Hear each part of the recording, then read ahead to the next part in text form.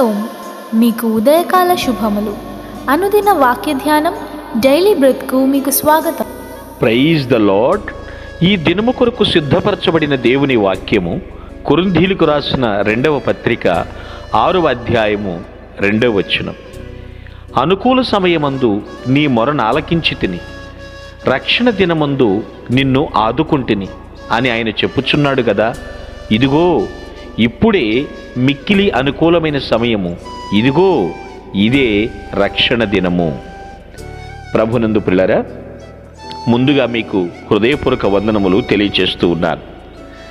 భక్తుడైనటువంటి పౌలు తను చేసినటువంటి సేవను వ్యక్తపరుస్తూ రాస్తున్నటువంటి మాటలు ఇవి. తనను తాను దేవుని సేవకుడుగా ఎటువంటి పరిచర్య చేశాడో చూపిస్తూ కొనసాగిస్తూ మాటల ద్వారా వాళ్ళకి వివరిస్తున్నాడు.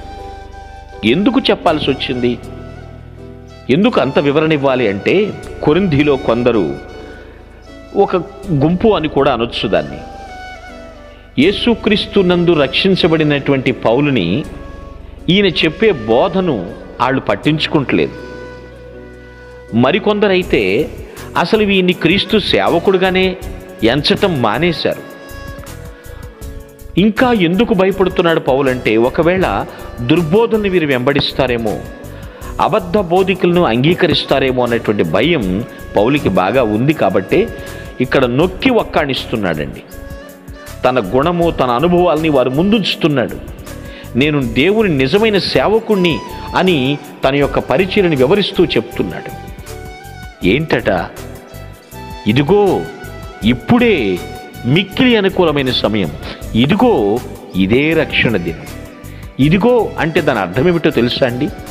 ఇక్కడే, ఇందా, ఇప్పుడే, చాలా అందుబాటులో, వెరీ నియరెస్ట్ అన్నమాట.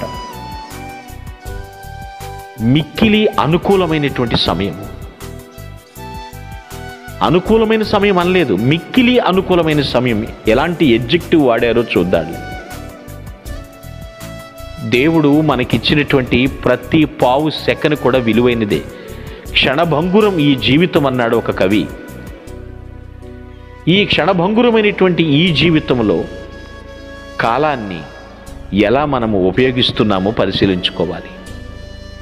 పౌలు చెప్తున్నాడు, దేవుడు నాకు ఇచ్చిన ఆయుష్కాలం అంతటిని ఆయన సేవ చేయుటకు, ఆయన రాయబారిగా జీవించుటకు, ఆయన నాలో నివసిస్తున్నాడు కాబట్టి ఆయన లక్షణాలను నేను మీకు కళ్ళకు కట్టినట్లుగా చూపించటానికే ఈ సమయాన్ని నేను ఖర్చు పెడుతున్నాను అంటున్నాడు.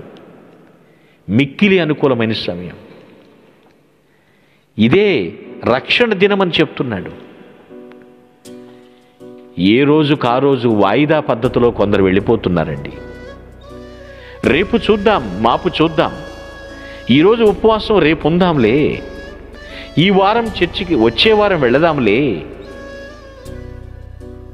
నేను ముందే చెప్పాను, ప్రతి పావు సెకను కూడా విలువైనదే. కాలాన్ని కరిగిపోయేటట్లు చేస్తున్నావు. కొందరు తిండికే పుడతారండి. తిండి టైం అయిందా లేదా, ఆ టైంకి తినేసేయాలంతే. అటువంటి వారిని ఏమన్నారు వేదాంతులు? భూమికి భారంగా ఉన్నారు అన్నారు. కాలం నిన్ను దాటి వెళ్ళిపోతుంటే నువ్వేం చేస్తున్నావు? ఇదిగో ఇదే మిక్కిలి అనుకూలమైన సమయం, ఇదిగో ఇదే రక్షణ దినం అంటున్నాడు. అనుకూల సమయమందు దేవుడు నీ మొర్ర ఆలకించటానికి సిద్ధంగా ఉన్నాడు. మునుపు ఎన్నోసార్లు నీ మొర్ర ఆలకించాడు దేవుడు, నీకు జవాబిచ్చాడు. నిన్నెప్పుడు రక్షించాలో అప్పుడు రక్షించాడు, నిన్నెప్పుడు ఆదుకోవాలో అప్పుడు ఆదుకున్నాడు. ప్రతి క్షణం ప్రభువుకి సాక్షిగా జీవించగలవా? అబద్ధ బోధకుల వైపు అర్రులు చాస్తున్నావేమో, తప్పుడు బోధల విషయమై తటపటాయిస్తున్నావేమో, దుర్బోధ దురద చెవులతో సత్య సువార్తను మరిచిపోతున్నావేమో. దేవుడు నీకిచ్చిన రక్షణను పోగొట్టుకుంటున్నావా? రక్షణ పోగొట్టుకుంటే పోయేదా అని మరి ప్రశ్నిస్తావు.